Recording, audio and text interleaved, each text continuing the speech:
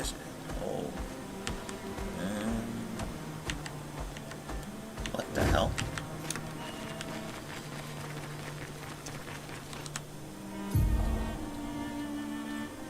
It's all the way over there. No way. Holy, how did it end up here? Crazy. SK's nest. I went the complete wrong way. Okay.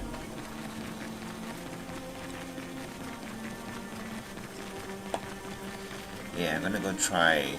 This is a new playthrough, so I'm gonna try seeing how hard it is now, because in the latest patch they nerfed Mael's best weapon, which is Medallum. It was bugged, as many people suspect it to be true, and it was. Not only was it giving you virtuals on turn start, which already is very strong by itself, but there was a line on the level. It doesn't change anything though for this part of the game, because you still hadn't gotten up to level 20. But when you got to level 20, what happened was it was doubling all of your damage, and I'm not even concentrating, I'm just like, I walked all the way back to the first zone.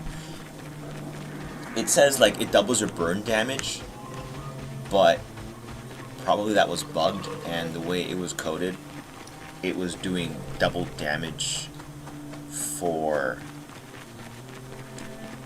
all damage. And then if you look at the numbers, like the last up, when you get to level 20, so that's double damage for everything, level 20. And then if someone had the max level, it almost doubles your damage when you look at the numbers, the base damage. So then they'd be doing like 4 times the damage, I guess. Plus you have her baseline virtual stamp, which is doing 3x damage, right? 200 increased. It dilutes the value of the other increased damages you get, but that's still really strong, right? It's still really, really strong. So, you know, this is good, because I like to play these games. I mean, the story is great, but the story, you get it once and that's enough. And the only reason to replay the game is because there's some interesting challenge or something. And right now, the challenge I want to tackle on is, you know, can we get a setup that can still beat Simon reliably without you having to like deal with too much of his shenanigans, his Giga attack patterns, which are like, I'm sorry, I mean, like, if you're gonna like, it is too stressful. People have too much stress in their lives to like deal with shit like that. I mean, yeah, you can try to practice that, but that doesn't make you a better gamer. It just makes you really good at that one specific fight. Because from what I can tell, his animations are so like herky-jerky and so like over the top that it really boils down to just memorizing the pattern. Like, you recognize it, you know the rhythm by heart, and so you tap the parry button in a certain sequence. So I'm not. Is that worth doing? I don't think so. Like, there's one thing I'm gonna say. Like, this fight doesn't really. Parrying feels good only if, like, to me, if it's a little bit of memorization on your part, but there's also an instinctive, like, okay, he's winding up, he's about to hit me, now I dodge. Like, it's more fun that way. It's not as fun if you're like, it's just always memorization. Anyway. Now, I'm testing using Shell as an auto bomb, like a on death.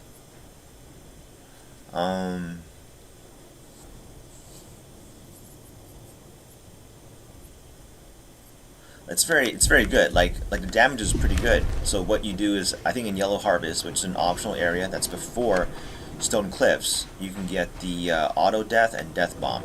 And what that does is, unconditionally, you start to fight and one of your characters will pop and deal damage to the whole screen.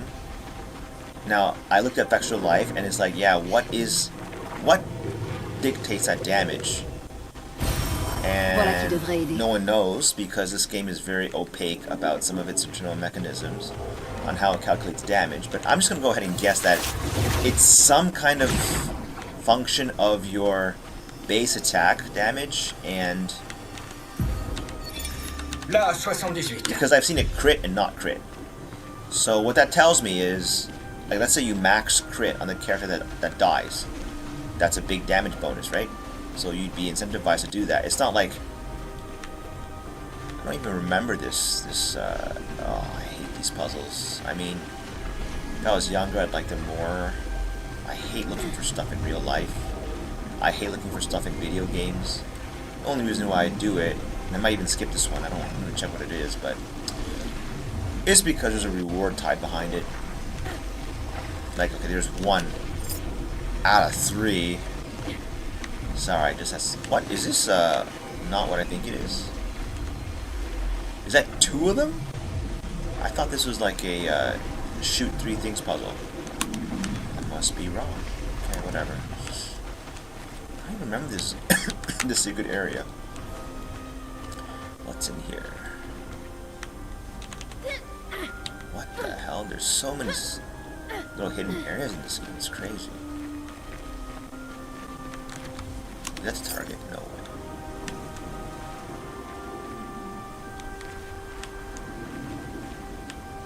Yo, seriously? Like,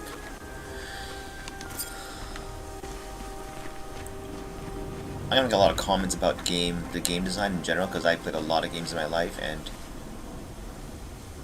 I'm not a game developer, so I don't really know the real ins and outs of it. I can only tell you my experiences as a player, which also is valuable, because once you become a developer, you'll never play games the same way again. I think you'll always think of it from a design perspective. I know this because I made an iPhone app, and I did make music at one time, and it does ruin your ability to enjoy those things. Like, after you start, like, I started making apps, I almost never wanted to download other people's apps unless I needed it, like really needed it. I wouldn't do it for fun. The reason is because you start comparing, like you get, I don't know, some kind of internal jealousy about, like, let's say the guy does something better. It's like, if you can't copy it, you feel like, oh, whatever, man, like, you know, that's cheap or whatever. And same thing with music. Like, it's, man, that one's a lot worse though, because at least when I was trying to do it, you know, making music, it's just, it's way too hard. Like, people who, if you're doing something like really live, if you're a real musician, but even if you're a real musician, like, if you ever tried just recording, like, how, like, you playing a piano or guitar, the sound is way too raw. Like, it's, it won't sell, honestly speaking. And you're like, well, what kind of steps do I take after that to make it sound good? And it's like, oh my god, like, you get, that rabbit hole is like, that's why there are people out there who, like, all they ever do, they don't know how to make music. All they do is just, they make a performance sound good. That's it. They're sound engineers, mastering engineers, I don't know exactly, but that's pretty insane. That's pretty insane. That was Ciel with a bit of upgrades on her weapon and just set up to just blow up the screen. And that will make these fights easier. I mean, at least it will make the random encounters more bearable. Lisette. For those people who don't play Path of Exile, or such, like, or 1 or 2, like, this game obviously has a lot of inspiration from that. Or not inspiration, how do I put this? There's someone who worked on the design of this combat and the ARPG elements, who's obviously played both, like, that game extensively. Because as someone who likes Path of Exile myself, that's insane. Like, there's no way. Like, last time it cleared the whole screen, and this time it did not. I don't know what changed. Oh, yeah.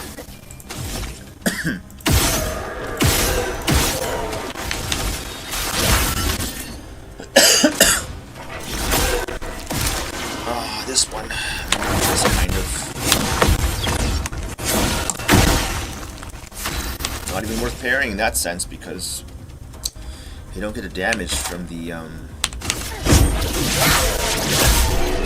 yeah, I was gonna say the person who designed the the ARPG elements, like the RPG, not ARPG, it's not an ARPG. It is kind of an ARPG because you have to actively parry and dodge, which are time-sensitive events. But anyway, there's a lot of wording in here that is for sure is like directly from Path of Exile, because only there do they use the word increased and more, and they're very specific about it in a way that, like when you. The reason why that game, even as nerdy as it looks, and it is a nerdy game, don't get me wrong, but it's very nerdy. The reason why that game is so popular is because it adheres to very strict rules. It's pretty good. I think that's very good for like flying enemies because generally have very low HP and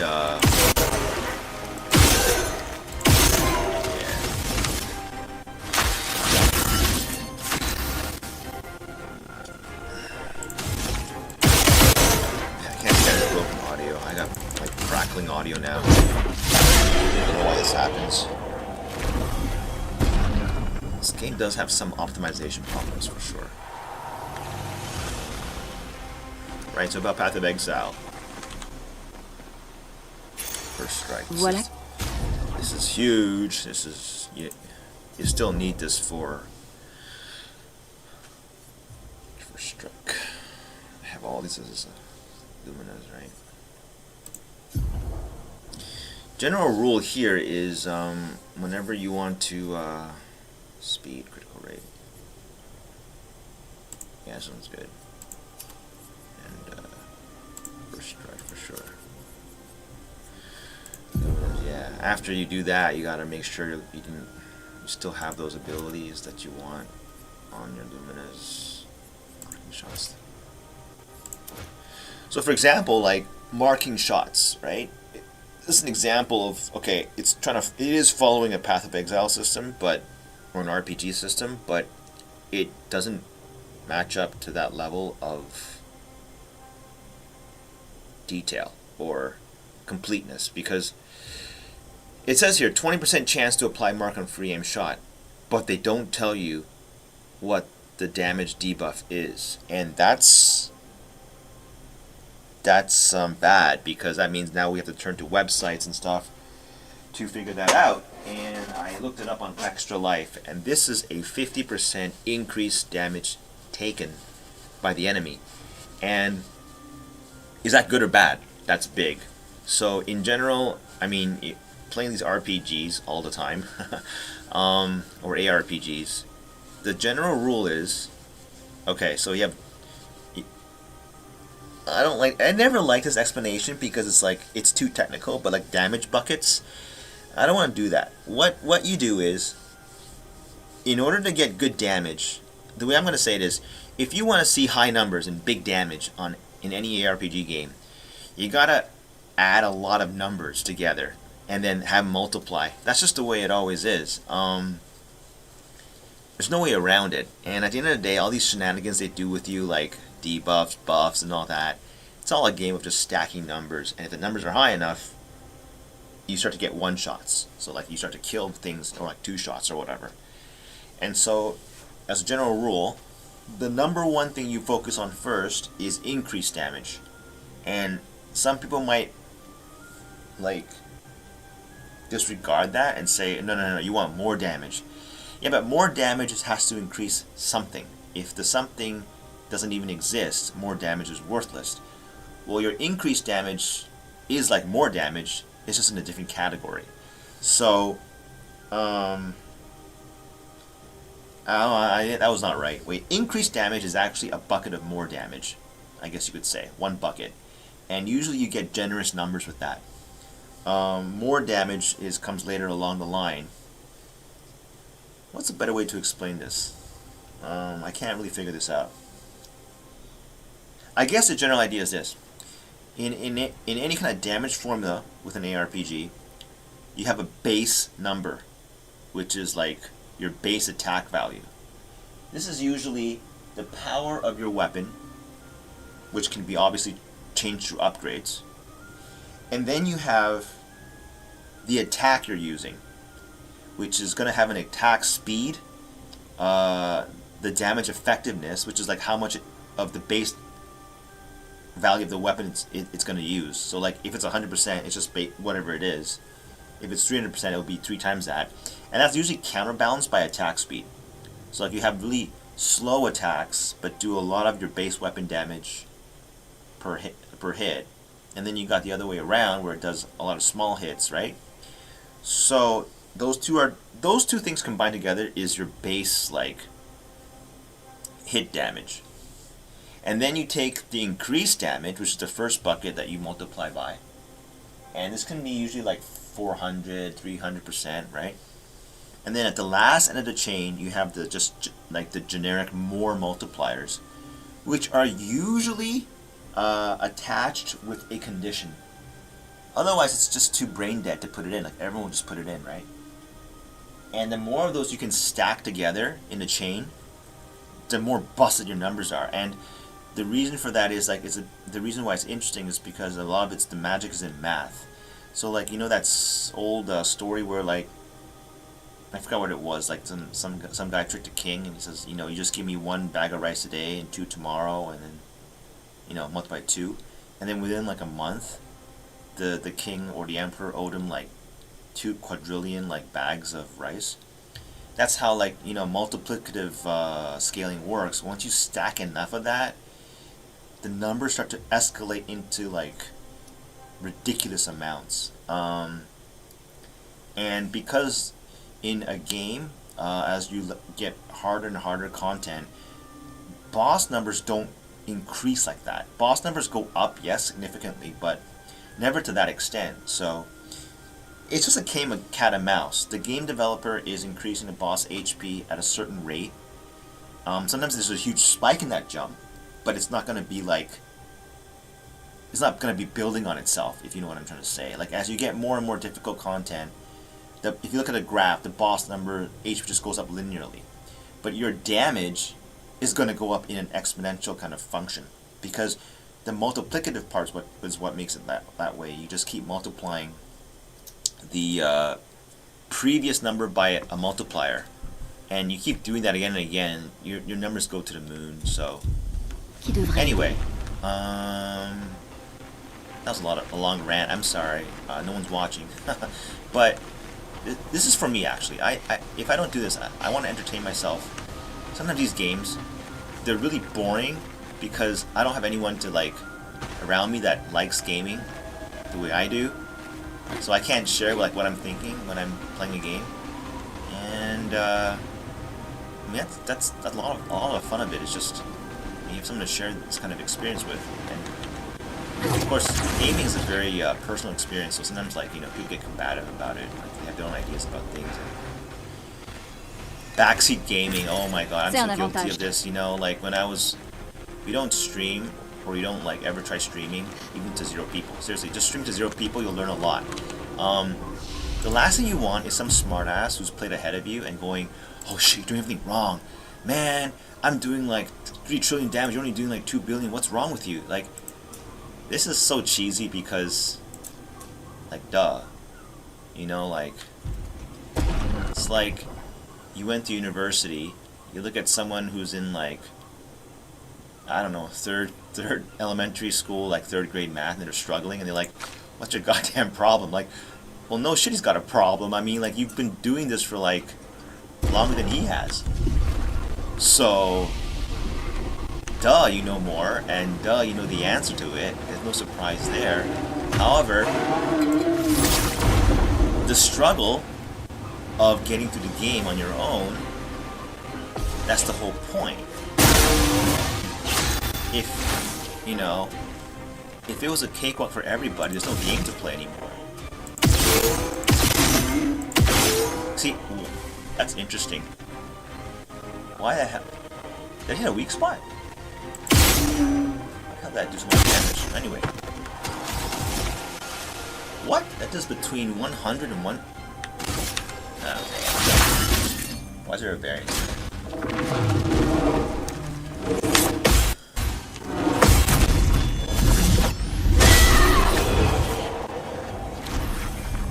I am personally glad they nerfed. There's a lot of complaining in the forums, and I kind of understand because if you were in the middle of playing your first playthrough, and then you got this patch, that's horrible.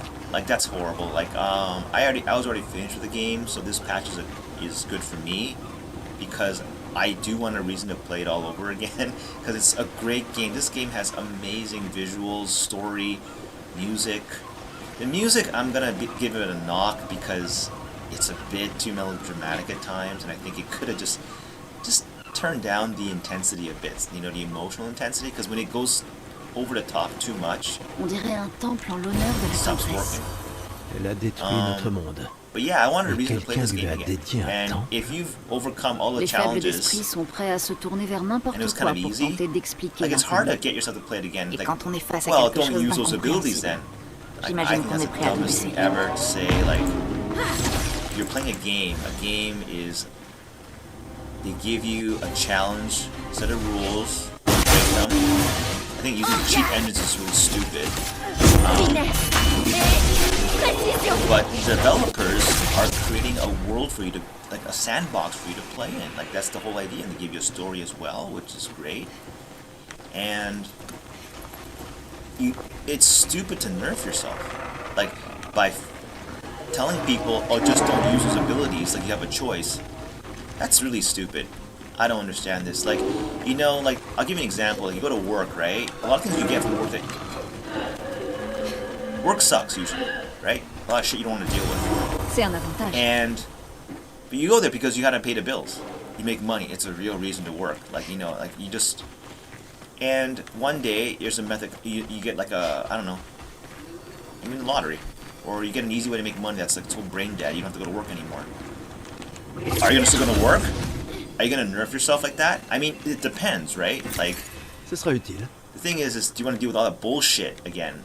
You probably won't be able to stand for it.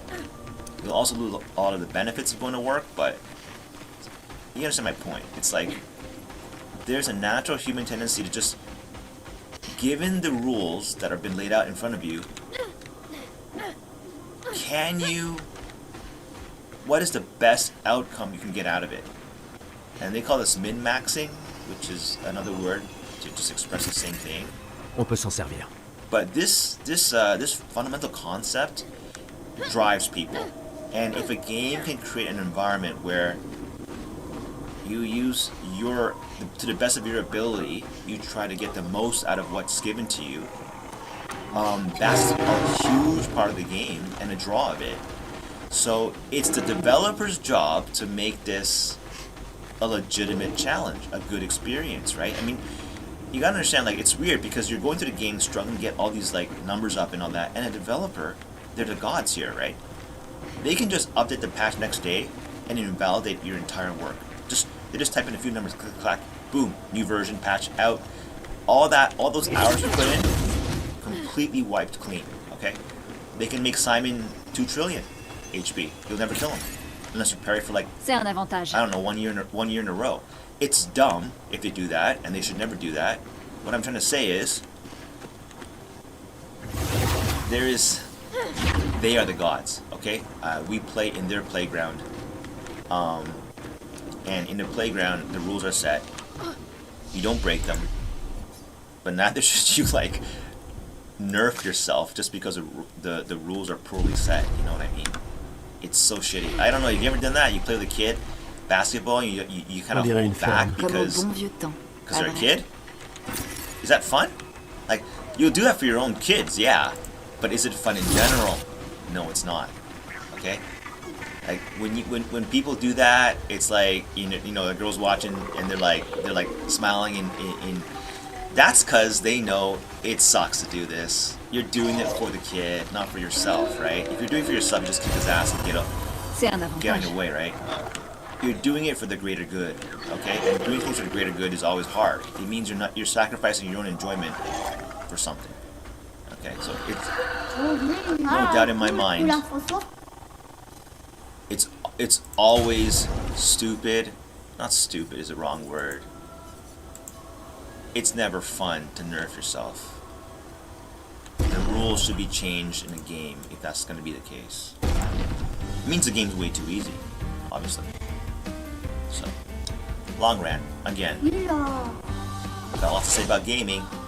Nobody wants to listen to it, so.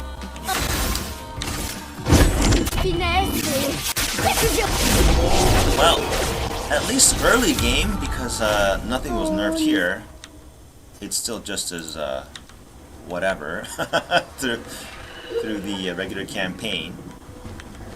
For those of you who are still playing the campaign, I don't know if any of you are. The only thing you have to do here, if you don't want to play in a party, if you don't mind not playing a party is the right word. Like if you want to play in a party, I don't know how to set that up. There's probably good setups for that, but if you just want to like blaze through the combat, it's the same thing as what you do with Simon. You know, in the sense you run Mael solo. The reason why you want to run her solo is because they give you so early in the game these ridiculous pictos that just, I guess it's compensation for being solo, but it's just overtuned still. Solo fighter, 50% more damage. Like a lot of people may not. If you don't play Path of Exile and you read that, you might go, I like a party. Party's probably better, right? Because I can survive longer. But a Path of Exile person is going to look at them and they get turned on by this. Like, what? 50% more damage?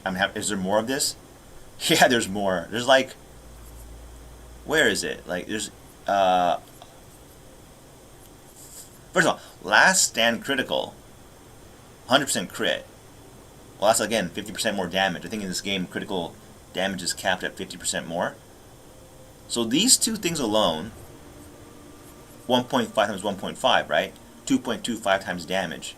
So you're almost getting to the 3-person mark.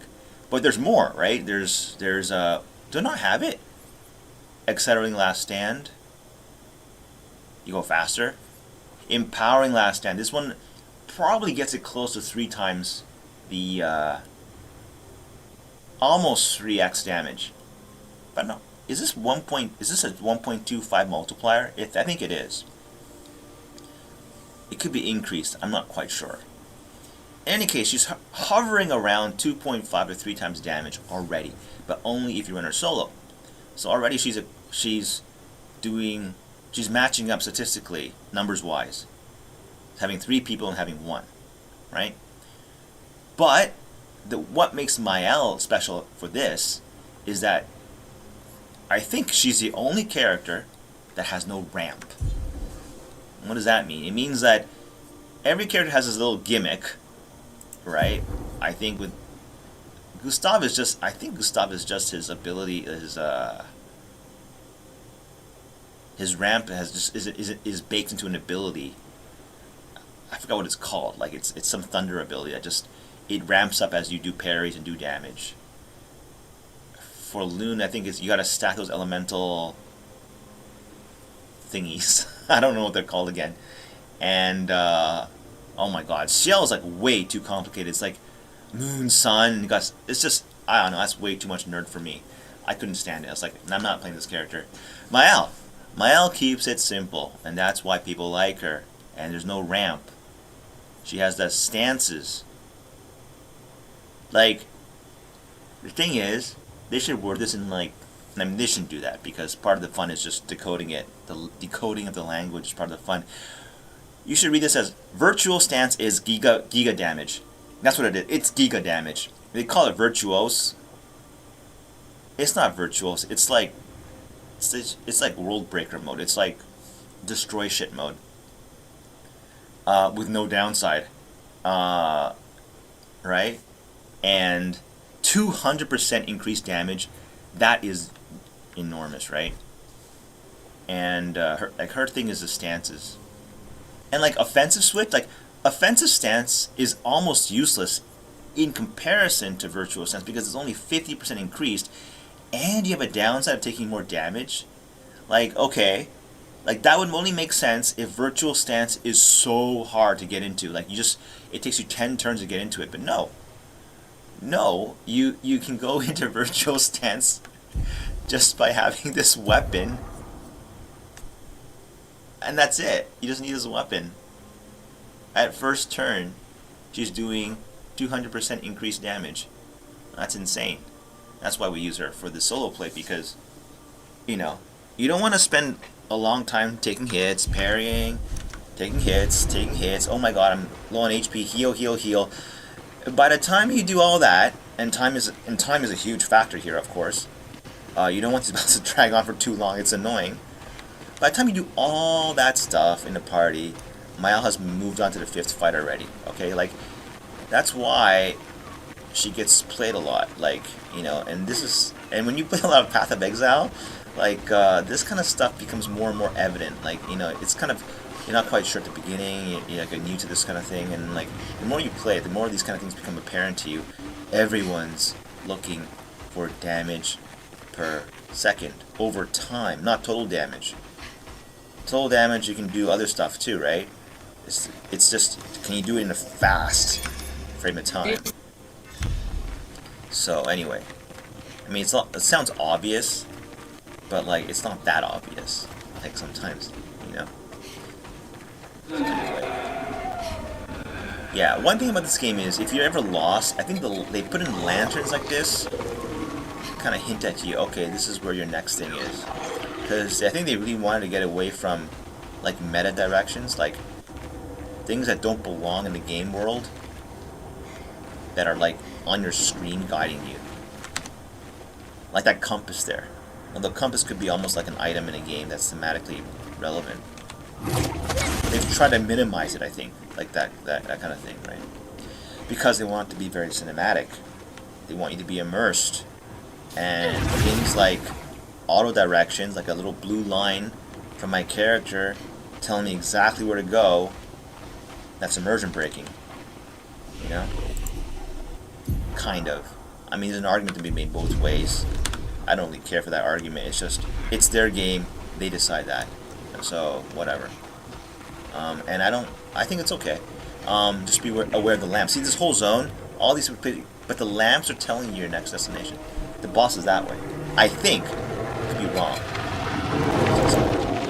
See how it is. I want to see how it is with the CL, like, or whatever character you want. Auto bomb at the beginning. They die and they release the death bomb. Boom. See, that's pretty good. That takes care of the flying enemies. And now I have the AP to just do this, and then Mezzo Forte, whatever. Keep yourself in virtual stance.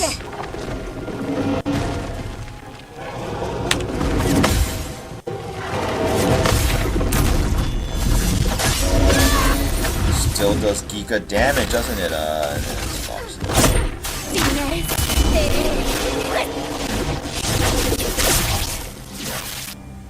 Confident. This one I remember from the playthrough. This one is good. Confident is really good. Did I match these already? First strike. That was fast. Yeah.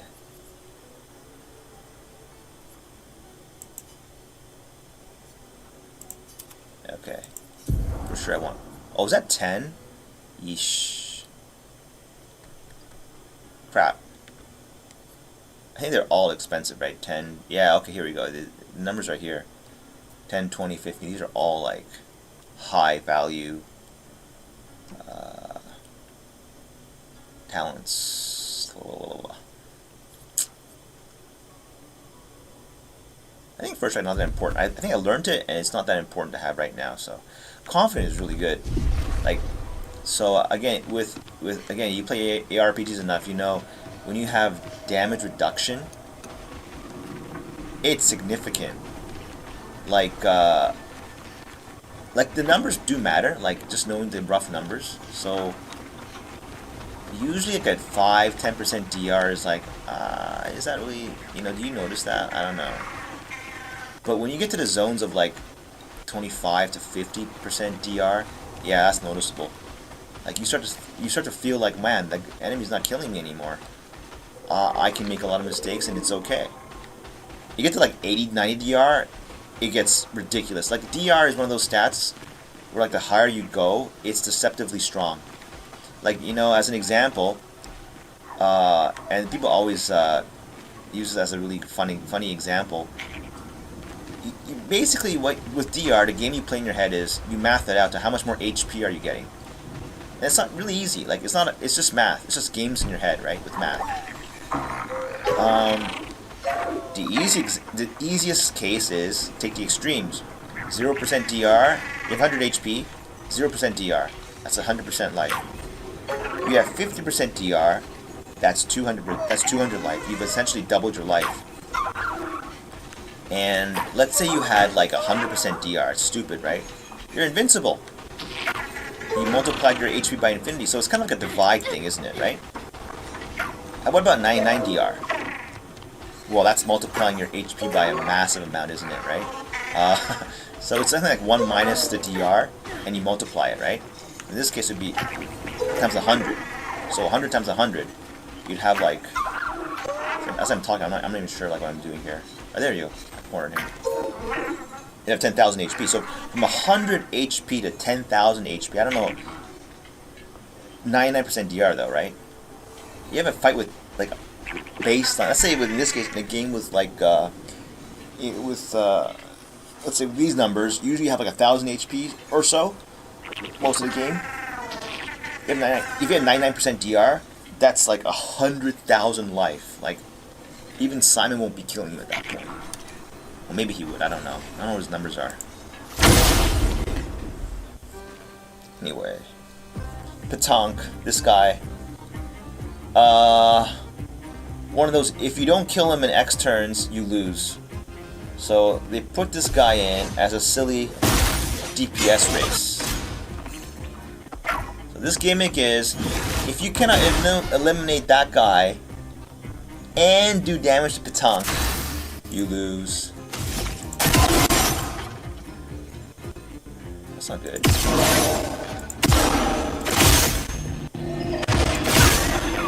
It's not that bad.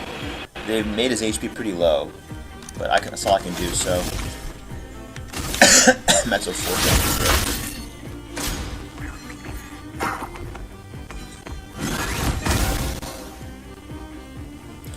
Yeah, not so good, huh? 3 turns. This is still doable.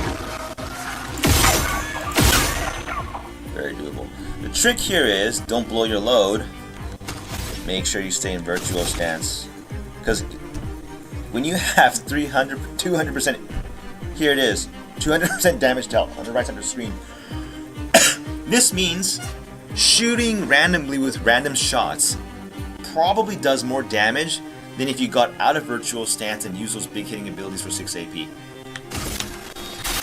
Mael, she's a one-trick pony. Stay in virtual stance and do whatever. That's it. If you leave virtual stance, the fight's done. That was pretty easy. If you struggle, I can imagine a lot of other like random configurations that just I think that fight's impossible or something because I don't know. I would not ever nerf myself by playing 3 people and then setting things up that I don't know what I'm doing and struggling and saying I'm having a good time. I'm not having a good time because if I was gonna do that, I'd put a game into full story mode because then you're just playing for the story. Like this is an RPG, right? And min-maxing is like 90%, if not more, of the fun of an RPG. So if you can figure out a way, that's what everyone's doing anyway and discussing on the forums all the time. How do you get super OP, right? OP just means you figured out a way to, like, you know, get high damage. That's all it means, right? And the developers are not surprised because they set it up for you like that. You know, you're supposed to figure that out. I think where you cross the line is you got a setup that they didn't test. And that's doing crazy damage, almost invalidating content. And that's good for you if you discover it. You can get a lot of views on YouTube for that, but for the game, they have to make a decision at that point. Do they leave that in or nerf it? And look, I don't envy that decision because obviously the easy thing is to leave it in. Okay? It's like, but don't take that to, it's not so black and white. It doesn't mean they're being nice or they're being, you know, it's like that parent that never scolds their children.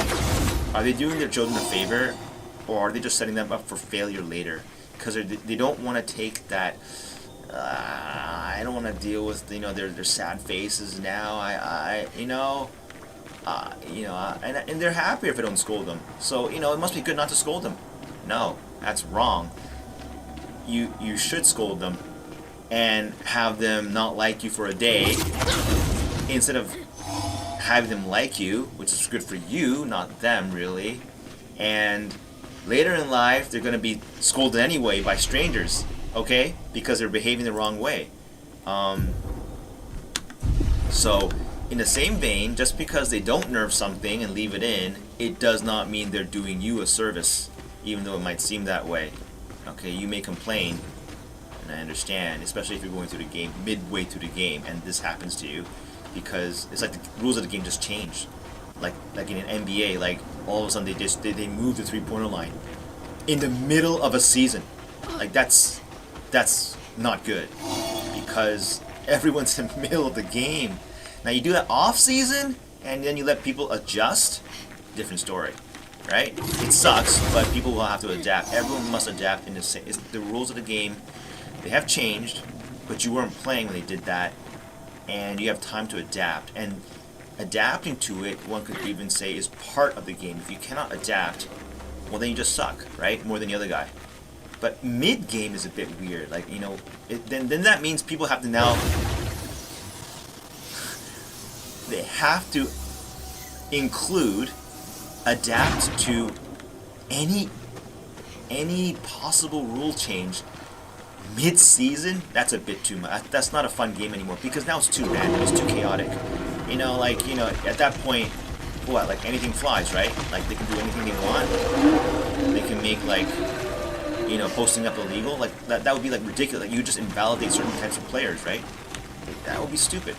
So in the same vein, in a video game like this, you know, a nerf that's done like during a person's playthrough, pretty bad, if you ask me. It's pretty bad.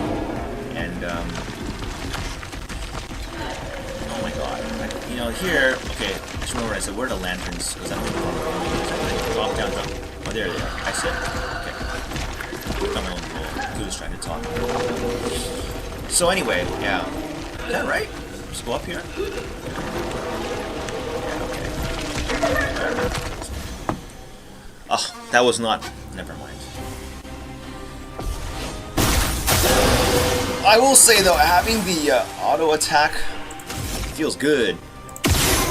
I did not do it on my first playthrough because I never found the auto testing. Oh my god. Okay, whatever. My god, that sucks. Is he like resistant to gunfire? Because the damage difference there was crazy.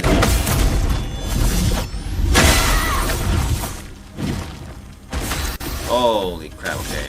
Yeah, okay, I've got nothing here, so... Okay, best thing is to stock AP. This took a while.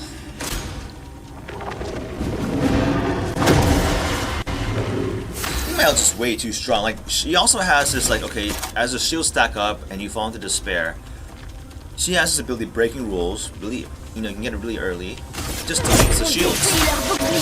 It's like... puts her into like a lousy mode, but whatever, you know. She did good damage.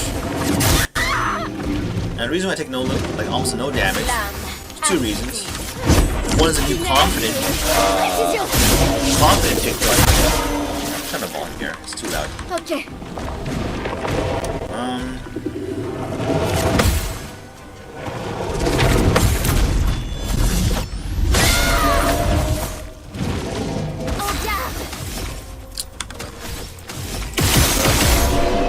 Yeah, so the confident pick though is cutting that damage by a lot. 50%, right? 50% damage reduction, essentially. That's huge. It's doubling your HP, basically. What's our HP right now? 1k. So I have 2k HP. Like, without that. That's a lot of HP. That's almost like when people go fight Simon, they have like 2k HP, so 2k HP is a lot. And you have seen that one already. Near the end of action, I'm thinking here.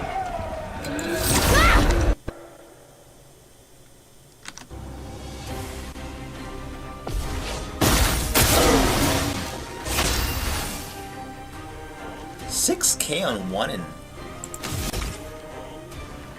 Huh? I don't know what I just saw there. Oh, guys. Oh, this guy's immune to the shot. It's just the way it is. I was lost my train of thought.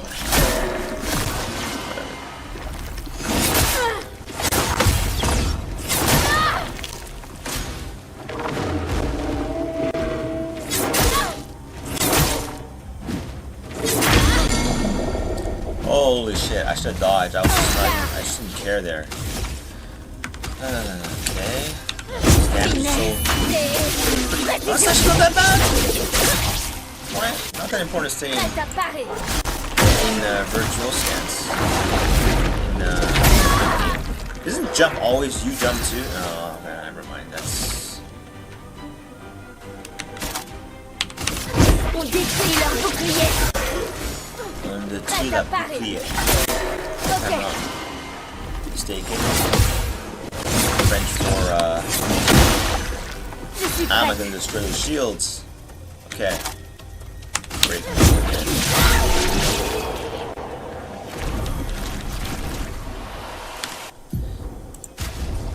Let's turn on sound. Yeah, it's a bit too loud. Okay, put up 50. Yeah.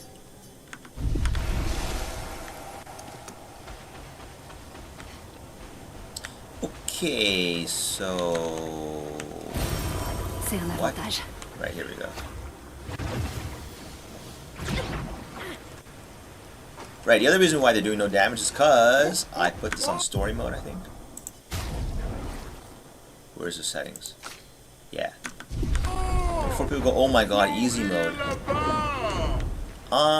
Yeah, it is much easier. Not because the monsters are slower or they have like no HP. That would make it really easy if they had like no HP. Because that would mean any like random thing you put together would be effective at clearing the game. But from what I can tell, and I've tested this, and is there one that last chance? Yeah, it'll help me save some currency later. Spec the right things. The monsters are, what the biggest difference, or I think the two big differences are the parry and dodge windows are a lot more forgiving. I think they're good. They're not like so easy. It's like you just mash the parry and you just get it. No, if you mash parry, even in story mode, you will never get it.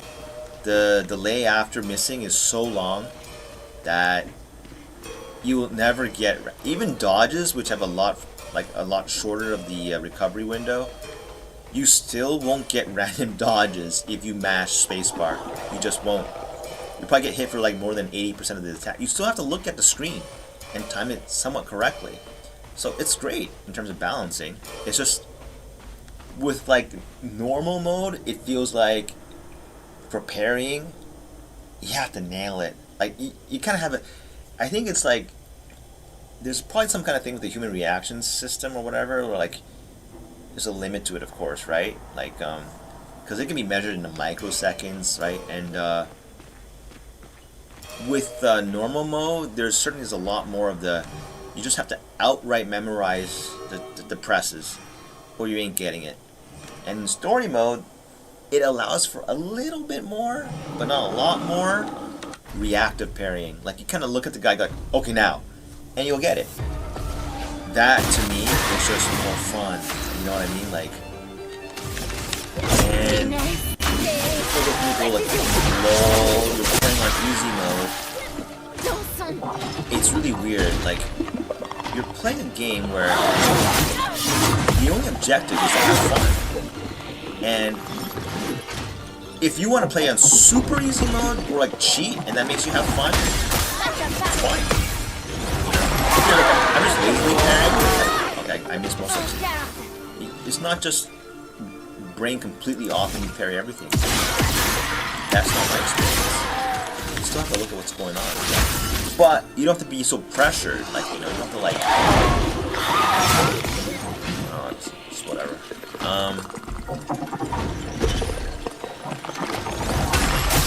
don't like the sound effects of this guy. It's so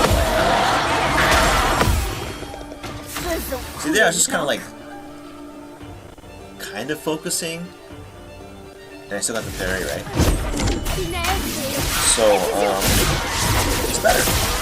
And like, if you're a streamer, or you gotta like you gotta talk while, or do something else while playing the game, you kind of like play with like half the brain. Story mode's great. And if you're like, your focus is on the building of the game, like you want to build or set your characters up to do good damage, story mode's perfect. Silence. This is horrible. That's okay though. This one I think remember is oh my god, I forgot to order. What was that again? I didn't see it. Failed it. I wasn't watching. He did now. I totally screwed up this fight. It doesn't matter. Pay more attention now.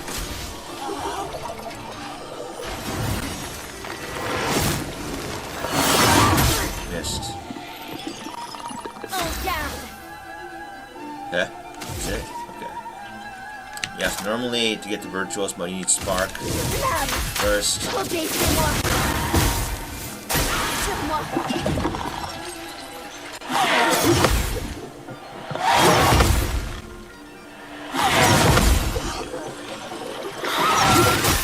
Oof, okay. Almost got it.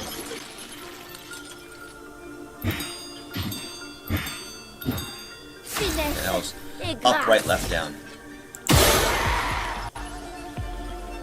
Oh my god, this...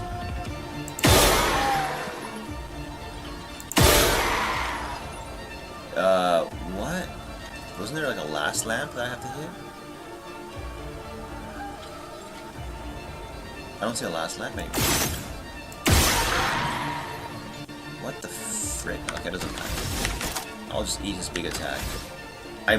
Weren't there four? There's a fourth lamp. Is it? Oh my god, it's hiding there like this. That is really stupid. The camera angle is hiding the lamp.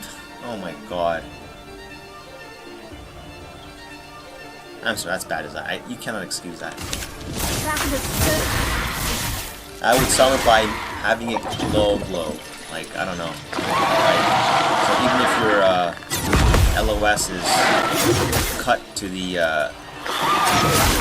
lamp, like the area, I would just, yeah. Here we go again. Same exact pattern. I like these memory games. I thought I wouldn't like them, but they're not that hard for me. Some people might not like them, but another one I remember was if you ever played Path of Exile. I keep bringing that game up, but there's a one of the end game bosses in the first version of the game. Oh my god, I'm not focusing. When I was like playing this first time, I was like hyper focused, and one big trick to beat bosses when you're like losing, like when you're on the back foot, is you have. I think what happens anyway, whether you think about it or not, but this is only true if you're thinking. Oh my god, really? All right, whatever. Is you kind of have to memorize, like, kind of anticipate what they're gonna do. And the only way you do that is text on the top. The text is not just decoration. If you remove that, oh my god, this is a great picto. You know, it's fun always to get these. I kind of forgot where you unlock them. At death's door, because Ciel is always going to be at what is it? At low life when she like, whatever. suicide bombs. I say because some people are sensitive to that, but so if you put that on, it's just 50% more damage. That's great.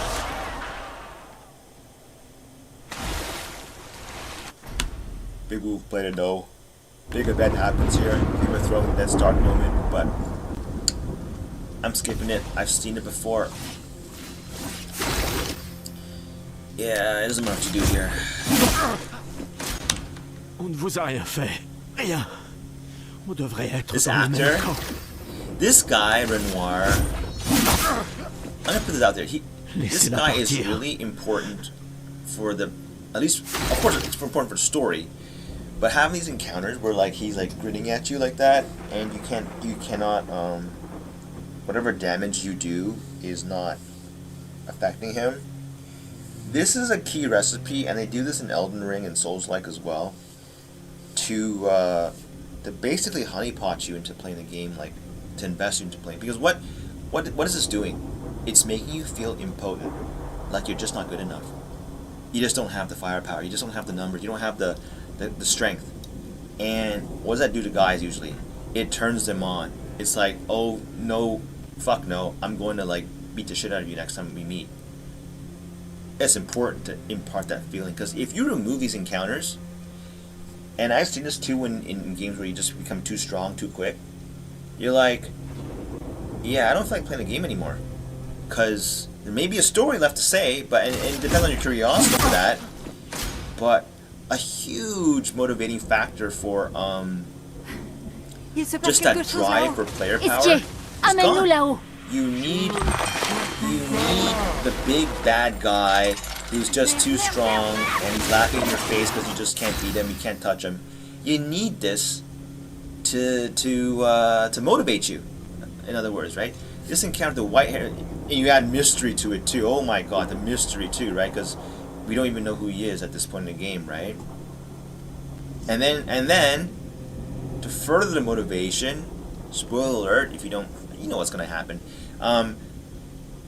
You're, I don't know how attached you are to the main guy. I was like, whatever. It's, you know, we kind of got this kind of treatment from Game of Thrones once, so it's kind of like you could see it coming, kind of. He kills off on a, you know, so like even more reason. Now you got revenge too. You know. So this guy, I don't know what the lingo or jargon is in the game industry.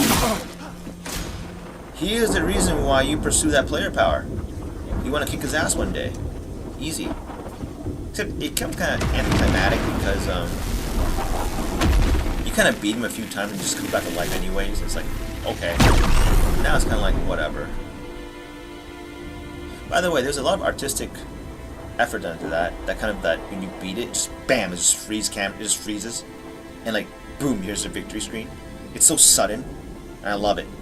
It's like, I don't know.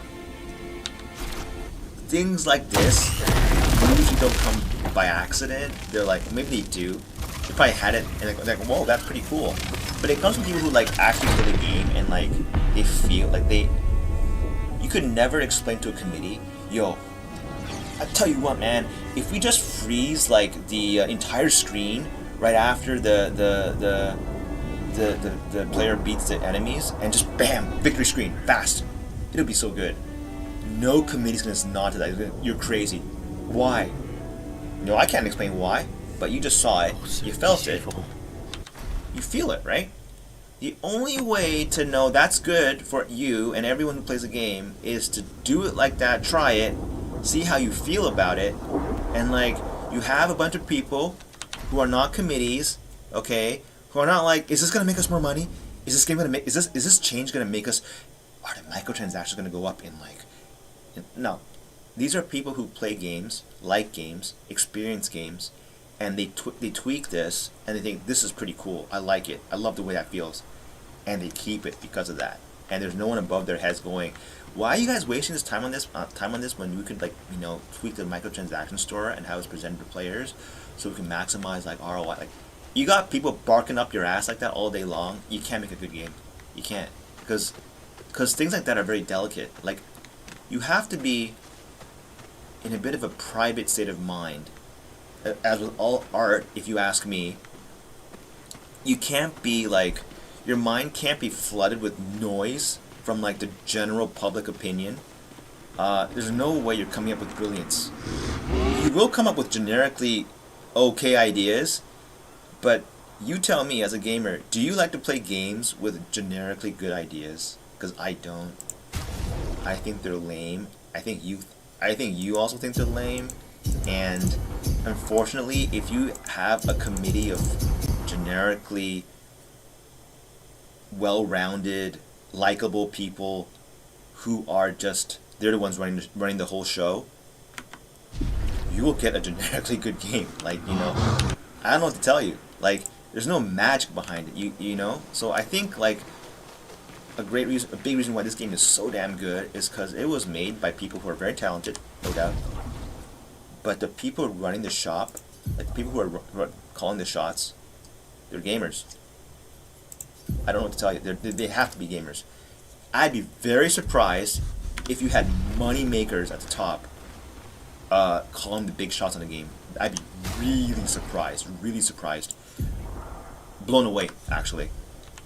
Because this is one thing I don't like about the game, is that at certain points, they just, because Verso's new. Yeah, okay, that's okay. So, you know, usually with a tutorial, they would teach you how to use Verso. But anyway, it doesn't matter. Right, so. Wait a second. What? Okay. I was gonna do something else. Where is it? Just upgrade Ciel's weapons. Did I ever get another one of Ciel's? Oh, I got a new one?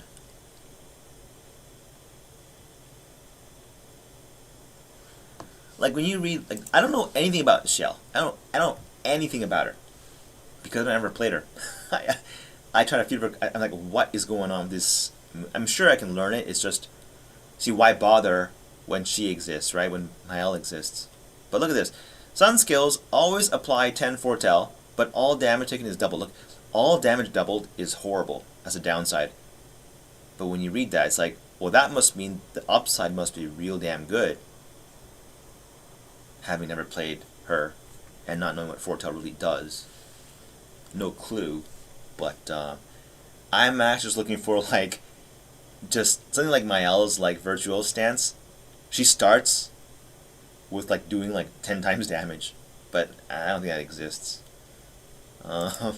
Anyway, in absence of that, I'll just pick the best scaling weapon. Vitality, see, nah. Agility, it doesn't really matter. But better scaling and luck is better because the only thing that would really influence her initial bomb damage is high crit, or as close to 100 as possible, and damage scaling and luck is what you're looking for. That's all you want. And so this weapon's obviously superior, so we'll just go with this one.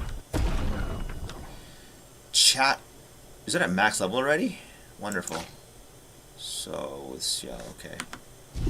So anyways, I'll take the weapon to cat weapon.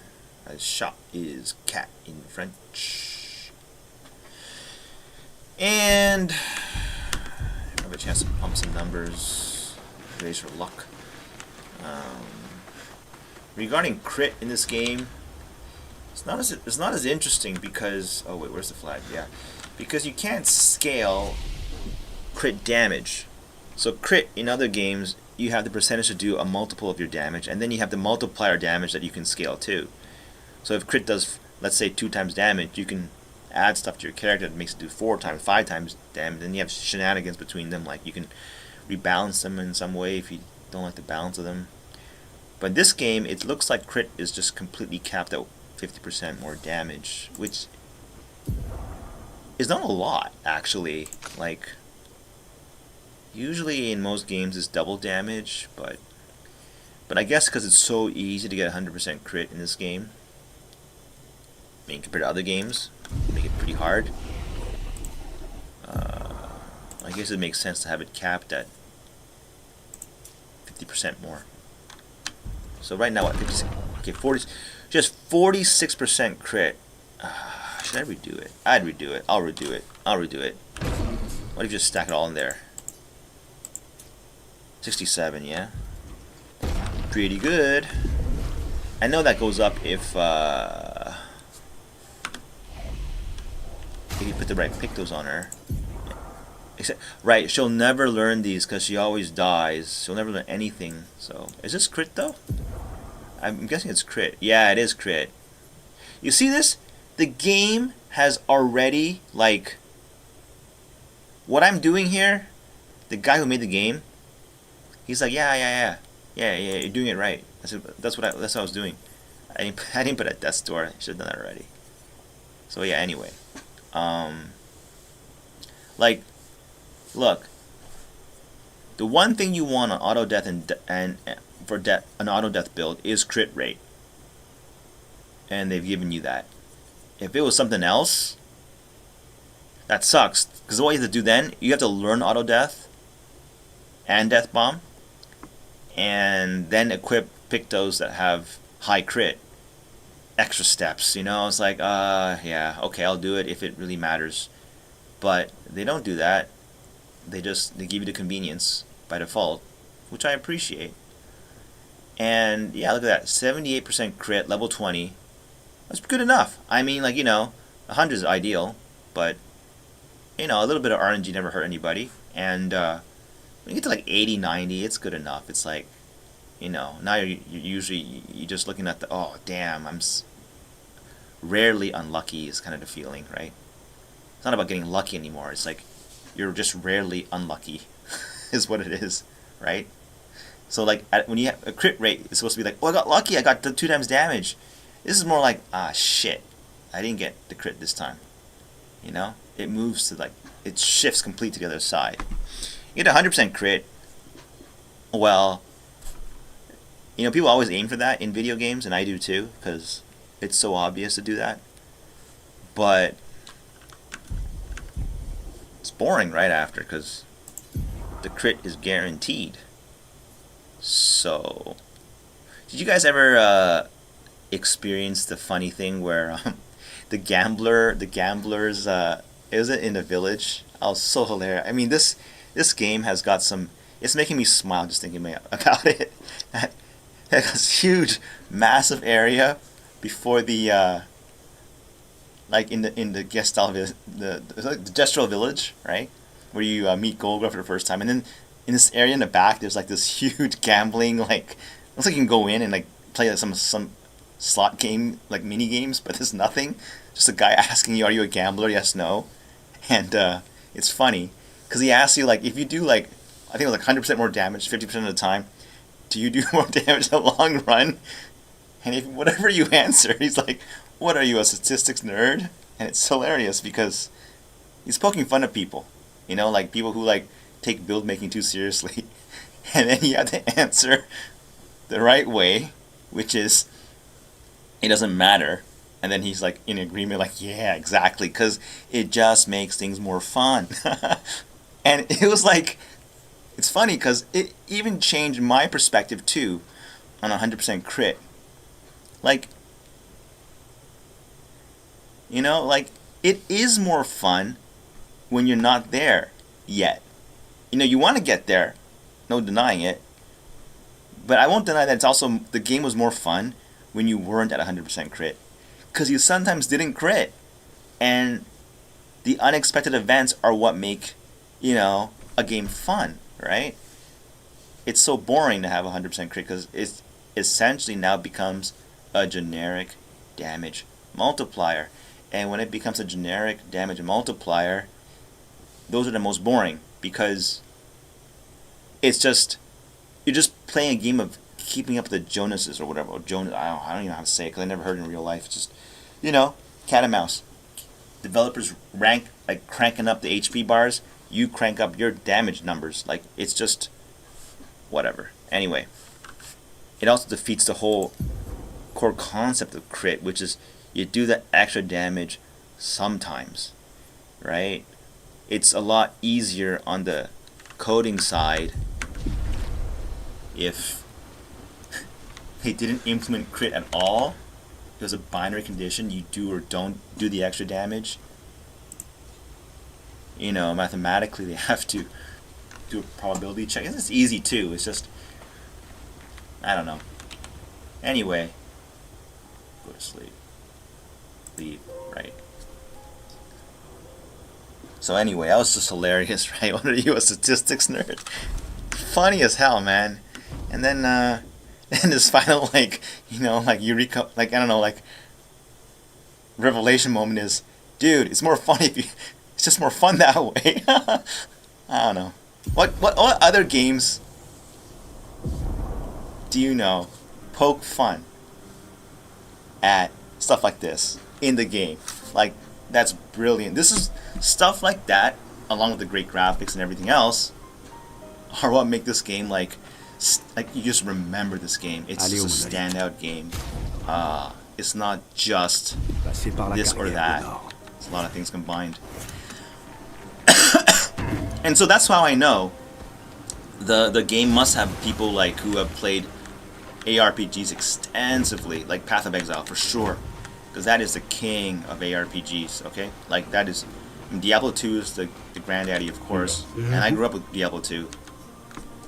And I was attached to it the whole time. I never even considered Path of Exile because, like, you know, stubbornness and you know, people get attached to certain names and they don't want to try anything else. But because D4 was so bad after season 2, I just said, whatever, I'll try it now. It's free. I mean, they are really making it easy for me to switch because it's free. I mean, Path of Exile 1 is free, not 2. I tried it, and I remember the first time I was like, I don't know if I like this or not. The graphics are too crappy. And then, like, I don't know, I played it, beat it, dropped it, and then I came back to play it again in Settlers League, because there's a lot of, like, it's because a lot of streamers were playing it too at the time. And for some reason I just got really into it. Like, holy crap, I got really into it. And like, when you get really into that game, prepare to lose your life or something, you know, if you hadn't one to begin with. Because that game really sinks. Like, it's only fun if you really understand how the damage and like how the game fundamentally works on an internal level.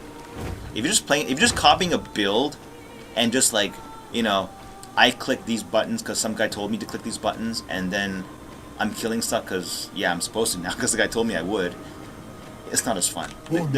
Let's be real. A lot of the game is just, you click, click, click, things die, and it's like, more fucking hairstyles. Yo, where are the good items, man? Jesus, all cosmetics. Anyway, right.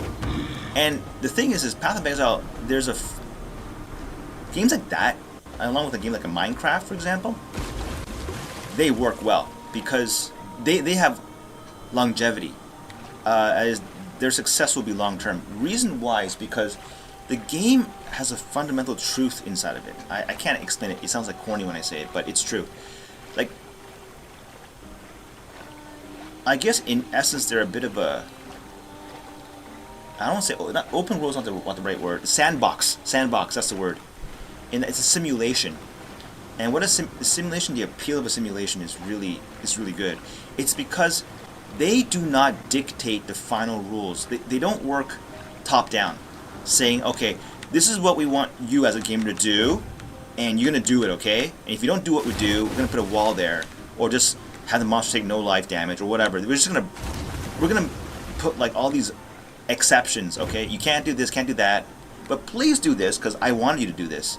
And the best example of this kind of game is like the Nathan Drake series, Uncharted, where you're like, okay, this pathing is so cool. Like, you're like climbing up hills and jumping across here, and it's like a movie, until you realize this is just a fancy way of navigating terrain. Like, it's all guided. You don't, because you made a difference. What the hell? Shield just did 10k damage on first hit off a crit. I'm surprised at 78% crit the other guys didn't take any damage. That's okay. Yeah, pretty quick too. Well, I don't know about you, man, but the so-called Nerf is probably hitting the top end only. I mean, further in the game. And as far as Act 1 goes, this is a new game, by the way. Don't get this wrong. Look at level 24, level 20, right? They're not super high level, right? Nerfs have, yeah, they didn't touch any of the early game stuff, so I don't know. People get so... I think the Nerf is I think what they did was completely correct. They had to tone down Stendhal in some way because it was too easy to set up the game to just, you know, wipe things off the face of this game universe. What was the objective? Oh yeah, the Forgotten Battlefield, right, okay.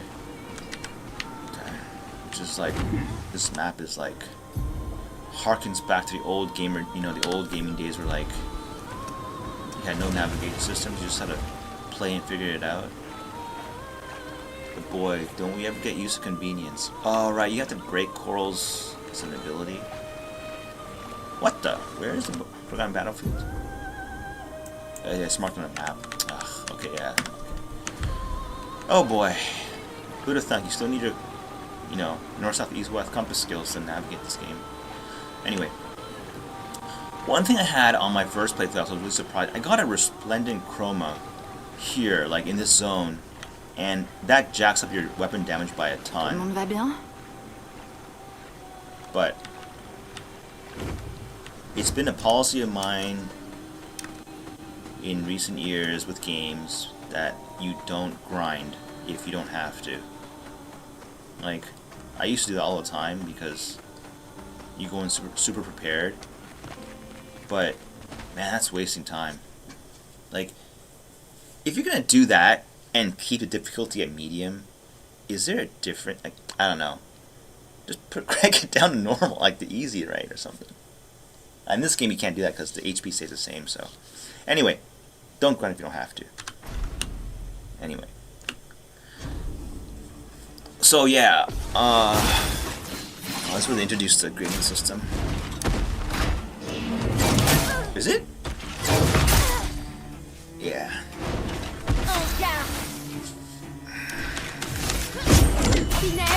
No tricks this time. Attention, Verso. This is a grading attack, yeah.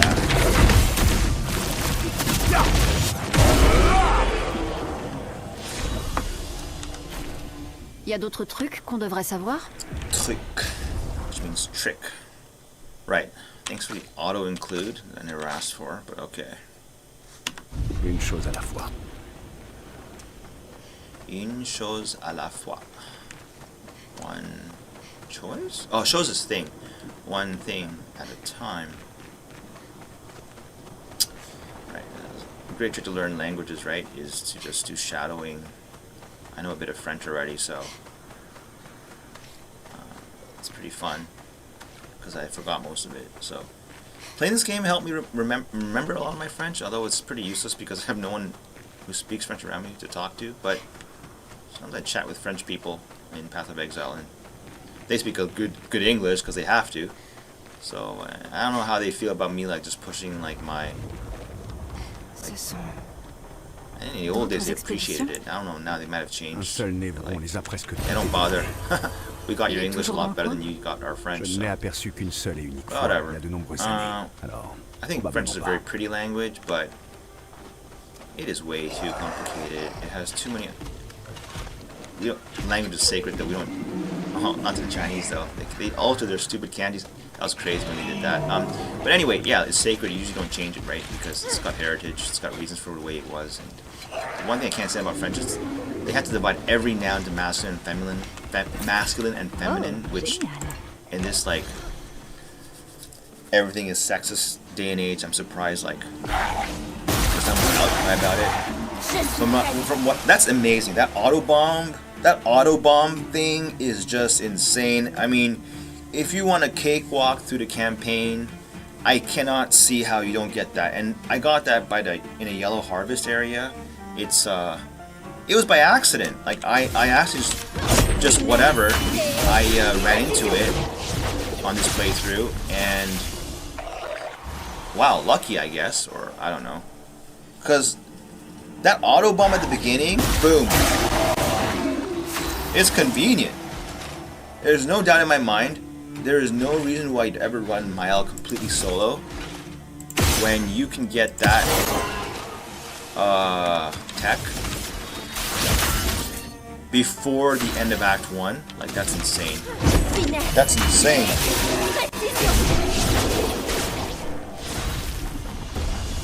Longer shell, yeah, I don't need that. Oh wait, no, we do need that. That is a good one. Because we get, I think we're getting auto shell for defense here. Am I right? Let's see. Where is it? Where is a shell? Right. Gain shell. Ah, so it runs out, right? But fights don't last. Well, I don't know, man. Let's see. If we've mastered some of these. Oh, what? Wow, she's full on Luminas? Crazy, man. Okay. Okay. Also, regarding the directions of this game, like, you know, getting lost. Oh, is there a Gestural here? He's dead. One reason that I haven't seen mentioned a lot, and I want to point this out, people get lost in these maps because what happens is, because fighting is not done in the flow of the, like here, like you would in a Dark Souls game, you'd fight on the screen. That means you all, as a player, you mentally have a bearing of the direction you're going in. It's maintained.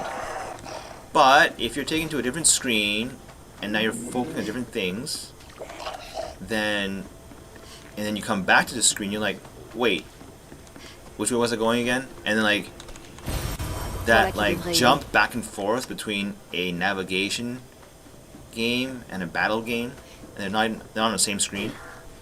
That is what disorients me all the time. And for that reason, I think, you know, there's always this debate on this whole thing, like, oh my god, you little whiners, you should, you know, get like an auto, like, you know, navigation, wanting a navigation system. But it's like, no, I can see the problem. It's like,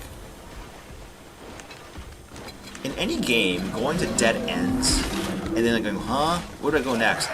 Nobody likes that feeling. In real life and in games. But I think if you made it so brain dead obvious on how to proceed, it's also kind of boring. One thing is also the flag direction. Flags are in the wrong. If the numbers aren't like the wrong way, you know you went the wrong way. Like if the 41 was reading like 14 and like it was, you know, backwards because reading it backwards, you're going the wrong way. This is the right way then. Anyway, I forgot. It was just, yeah. Here, you know, for all these encounters, I just unless there's an item here, I just barrel to the ending.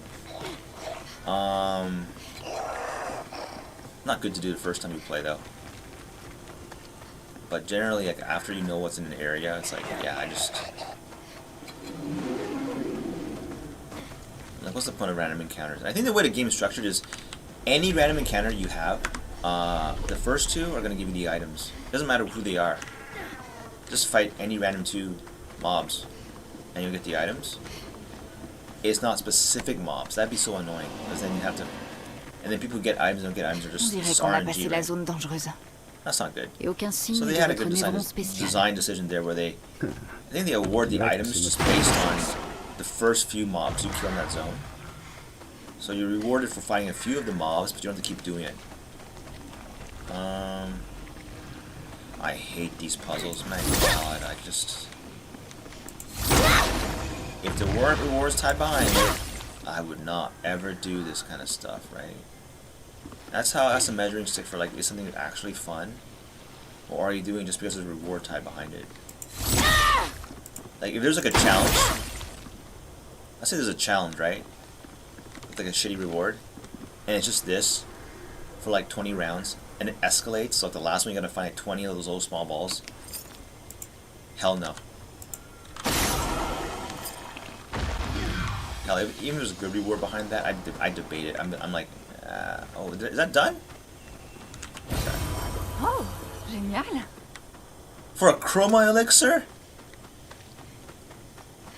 Yeah, kind of useful sometimes, but not when you're playing in like a pretty powerful like setup like this, where you don't really die.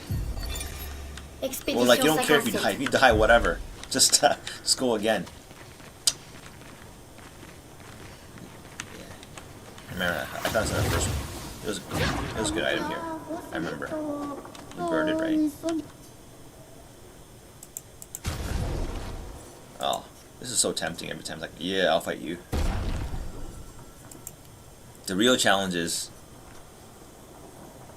just for fun. Let's see if I win if I just do auto bomb. That's the fun thing about this game, you know, you can just try stuff out. There's not much penalty for losing. You don't have to walk back like 1,000 miles. Doesn't work. Is he like hitting me or? That's hilarious. Okay. Alright.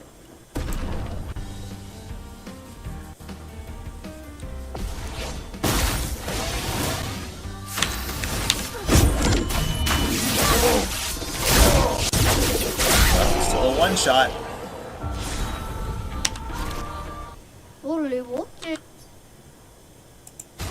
What is his secret stash? Oh, who cares? I don't want that. Waste of... Well, because I don't care for that kind of... I think it was a really like... Actually, now I kind of want to look at some of the weapons because I want to figure out a new way to kill that last boss. Simon. Without excessive leveling or setup, you know. I'm thinking it's got to be something to do with the auto revive thing. And maybe like you have Ciel. She's got this. I think it's pretty damn strong ability where you can, where the next, where Mael can go like, you can buff someone for 2 times damage. 2 times damage. Okay, that's always gonna be insane. A 2x multiplier on damage is like, I don't know. When you talk about how much you get for leveling up, for example, like leveling up, I don't know. In most games, as a general rule, you get like a 5 to 10%, maybe 5 to 10% damage, like overall stat increase, damage and tankiness. So a 50% damage is like jumping your level by like, well, 6-7 levels, right? But near the end of this game, the damage increase from leveling up is capped. Like, after you max out your damage stats, it's capped. So one thing I think you have to do for this time is you have to put these damage attributes, defense, agility, might. You may have to stack them to 99 each. I don't know. Like, there's diminishing returns for sure. And I think what caps it hard is the weapon level. And on your first playthrough, I think your weapon level is capped at 33 or something. So of course, someone who goes into an NG Plus and gets like a level 64 weapon, they're going to do a lot higher numbers, but it's all relative, right? I mean, it's all like, it's meaningless. If you can beat, let's say you level like crazy, and now you can beat the boss, that one's 15 AP. I can take it. Explosive attack. Yeah, this is 25% more damage next. Okay, yeah, forget that. Can we take that off? This one, Cleansing Tint, I'm going to tell you, this one is really useful on certain encounters. If you don't have this, the fight becomes almost unplayable. But right now, I need to set up because if you don't open with, if I don't open with, whatchamacallit, on the first turn, on an attack on the first turn. Holy shit. Yeah, never mind. I want to learn it. I gotta learn it, that affinity one. Yeah, okay. Holy shit, let's go. This fight was giving me a hard time the first time I played through. I didn't have a good setup, so. Let's see how it is now. Setting it up like this. So far, it's been a breeze. So, normally it'd be like putting your points into here, but because those characters, I don't think they'll ever appear, so whatever. One advantage I thought of, huge advantage of having this auto bomb setup is because I think in total you have what, 5 characters, right? So if you run Miles solo and she dies, what happens is the next characters get pulled in as a backup, they call it, right? Which is a huge advantage. It means you get 2 attempts at the boss, essentially, right? But one disadvantage I had with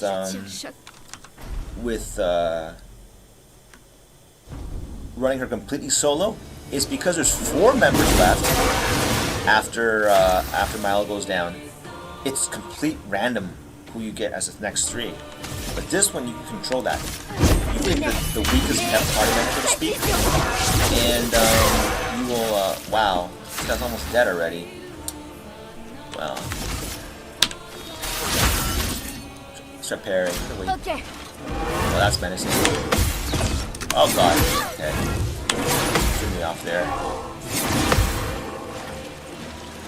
Yeah. Alright. No, I'd rather wait. One more turn. Let's see. Same thing again? Do one jump in the middle. Nope. Okay, what the? I thought I parried that.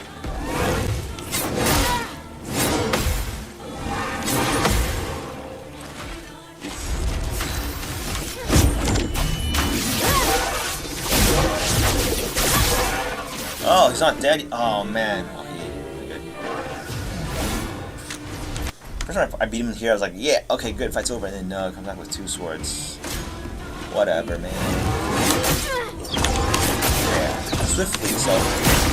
And then of course, they alter their attack patterns a lot. Throw you off as a player. Okay. And it's just really. Okay, I know the second part though.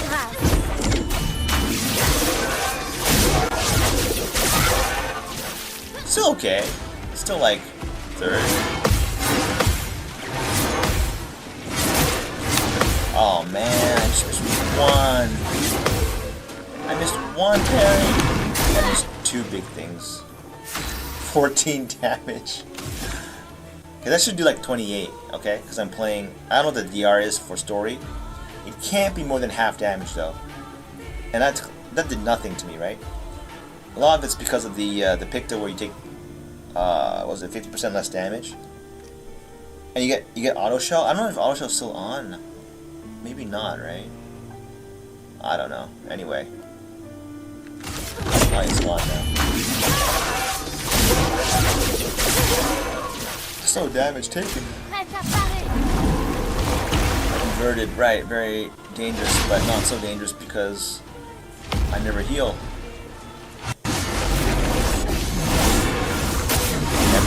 I had to dodge. Yeah, I had to just dodge that. That was way too hard.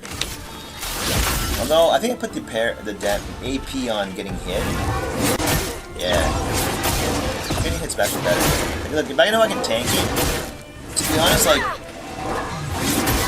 the game gives you all kinds of options. You don't have to parry anything if you don't want to. Just stack enough damage reduction. Maybe put the thing on story mode, and get the thing that gives you AP on getting hit. Why the hell am I doing more damage now? Crazy.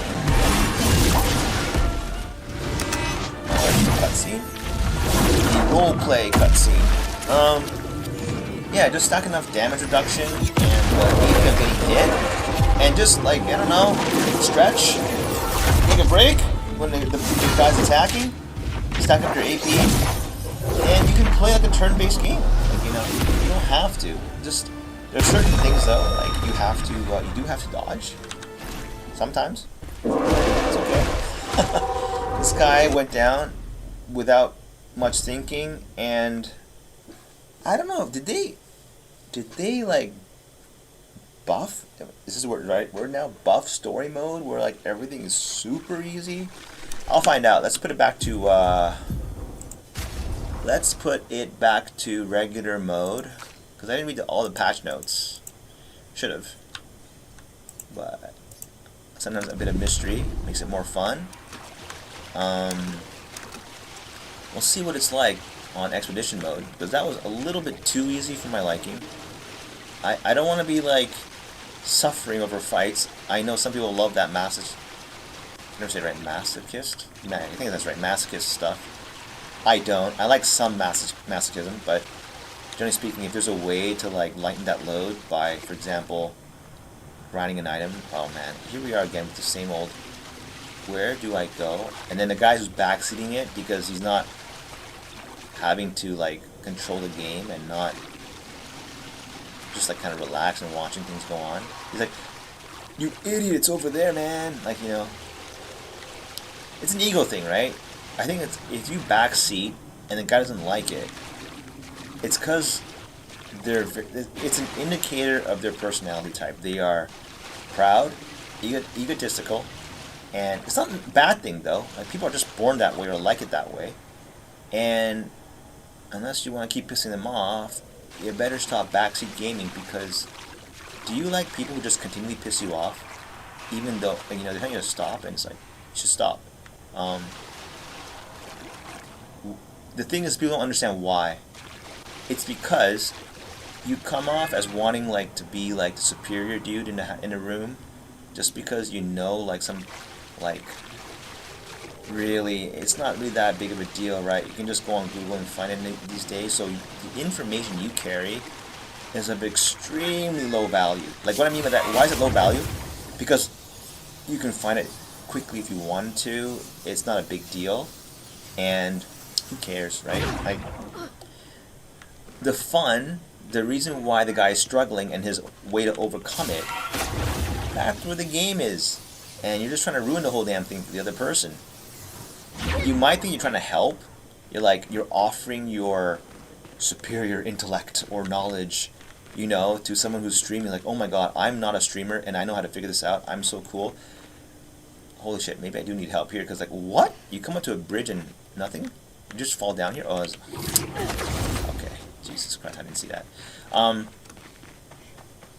But let's face it, people who stream and get an audience and have to work to maintain that popularity, and it is work, because the moment you get a bunch of people like subscribing and watching and now expectations are in, you have to kind of, well, it's up to you, but when those expectations are placed on you, you kind of want to meet them in a certain way. There's pressure. Voilà qui devrait aider. A lot of pressure there, I can see it. And when they play games, there's also this expectation, because they're kind of like, they got viewers or whatever, that they also are good at the game. And usually they are, because if they're not any good at it, no one's going to watch them.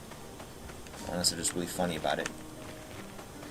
So, like, I can see how it's really annoying for, like, the average Joe who doesn't... He's probably okay at games too.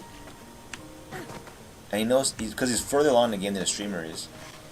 I can't stop by saying, yo, like, in any way that implies that he's just better overall as a person, or just knows more, or just is better at this game than you are, is trying to crank out all these tips every moment of the...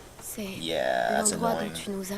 That's really annoying. You know, I can totally see how that's annoying. And it is harder... And of course, if you're ever a parent, you'll probably realize, like, it is a lot harder to just not hold your child's hand every step of the way and let them figure it out. It looks it feels frustrating, I tell you that one, because when you get good at something, it's like you expect that thing to be done at a certain speed, because that's the way you would do it. What you've forgotten is the mindset of what it was like to not know. You can't ever get back to that state again. You are always now in the state of knowing, unless you forget, which can't be easy sometimes. And you have to appreciate it.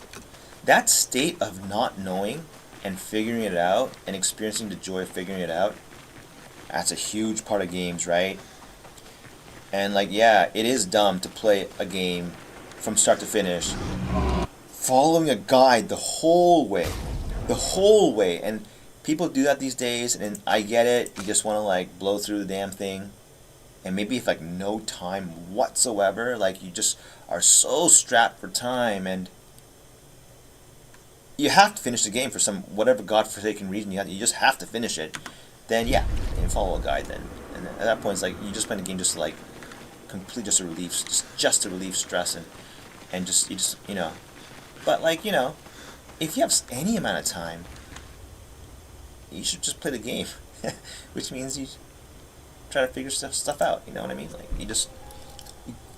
you don't have to always have the best possible. Although it feels good to have that, you don't have to have the best possible everything at any given point in time, right? That's a forced. Oh, that's a forced unlock. I don't know. So yeah, anyway, the same applies to like build making in general.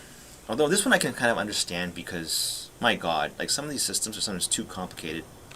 Example, Path of Exile. This game is just... La gare de Monaco est encore loin? That one's way too complicated, so I do not blame a single I think it's completely like understandable that people just want a guide. I wanted a guide when I first played that. The game's too complicated. It is. And the thing is, people who play the game for like 100+ hours, of course the complexity kind of goes away. Because you kind of understand a lot of things in the game now, you know, like by heart. You take it for granted now. And a lot of the fun is there, because if it wasn't complicated, then you just throw the game away really quickly. It's just whatever. Because it's complicated and you understand it, there's a lot of things you can do with that complexity. You can try to figure things out within that complexity that are interesting.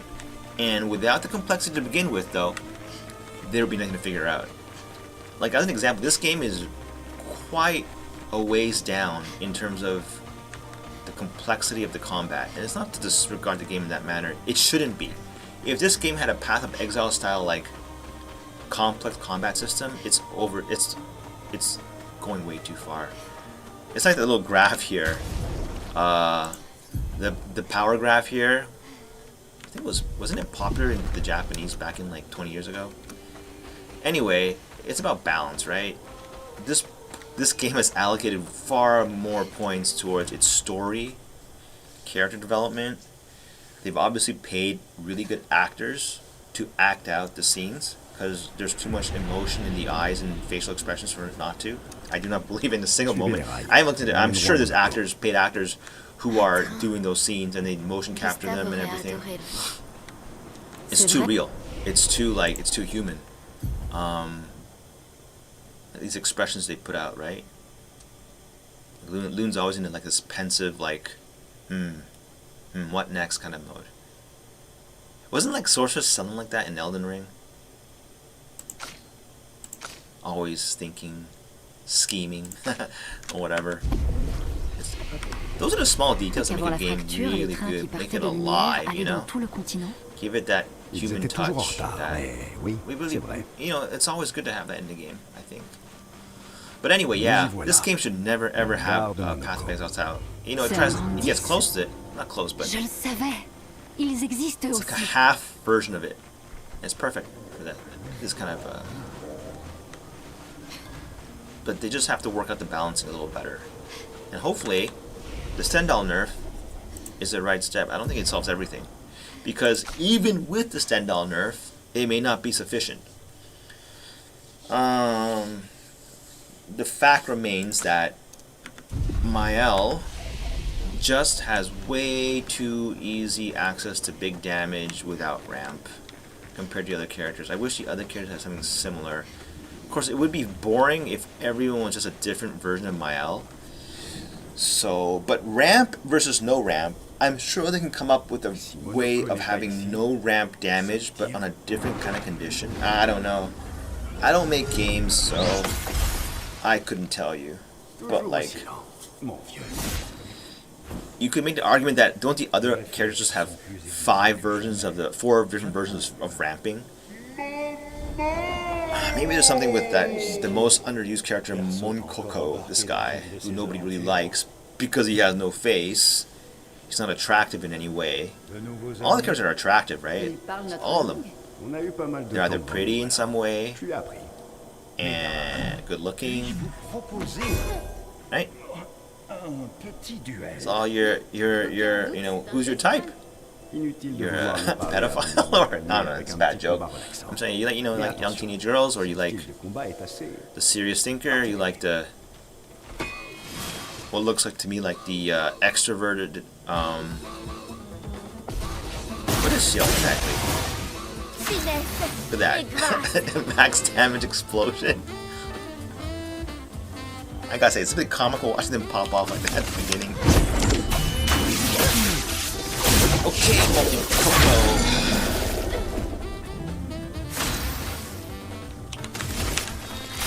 just tank it? Yeah, just tank it. Let's see. Sur moi. Relentless. Give me your best, buddy. Use them. This is, by the way, this is back to expedition mode. So the damage is definitely more significant. Okay. Il peut se transformer en I think story mode is a... I don't know, maybe is Monko doing high damage to begin with? But if the last mob that did damage to me is any indicating, that's almost like you're getting like 70% DR. Okay, I have to dodge here. Holy crap. But anyway, yeah, story mode was giving me like a huge damaged, what is it? Negation. DR. You can still do it though. I mean, this is, that was basically, I didn't even have to, I just took the hits on purpose. Right. Okay, so, what happened? I think it was you fight something after that? I was screaming to Braun or something.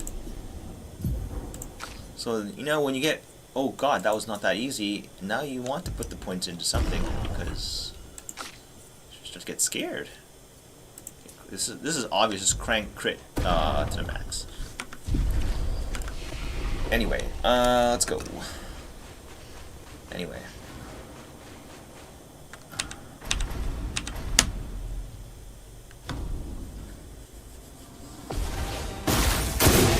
Ah, no crit. Verseau, pourquoi n'utilisez-vous pas vos attaques gradients? Je n'ai pas besoin de conseils de la part d'un gros feignant qui reste assis sur son cul.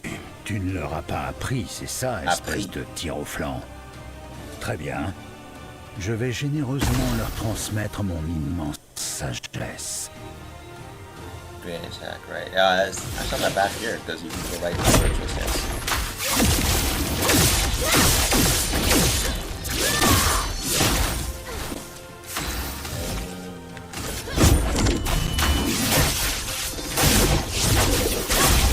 Well, geez, that's close to a, that is a, no, you know, kill them in one turn. Tu as trouvé des amis. Probably was a very clever way of saying this, but Jaloux. you don't need any defense if you never get hit. Sounds obvious, but some people don't implement that because if you don't get hit in a fight, why bother spending like all those hours cranking up your defense and HP to like high numbers, right? You are also immortal if you're able to kill everything before it touches you, right? I always thought that was kind of a weird thing to realize, but hence the existence of what they call ZHP builds in ARPGs, which you like, no way that works, right? That's stupid. It is a catch to it, right? If you don't do it right and you get hit, you're gonna die. But you know, if you ever play like Nintendo games growing up, that's how it always was. Everyone was kind of EHP, right? There's only like, well, there's RPGs, and then it was like Mega Man. I remember you had an HP bar, so you can take more than one hit. And could you invest in defense in those games? I don't remember. But yeah, generally speaking, like in the earliest iteration of games, the first concept was that you don't get more than one hit.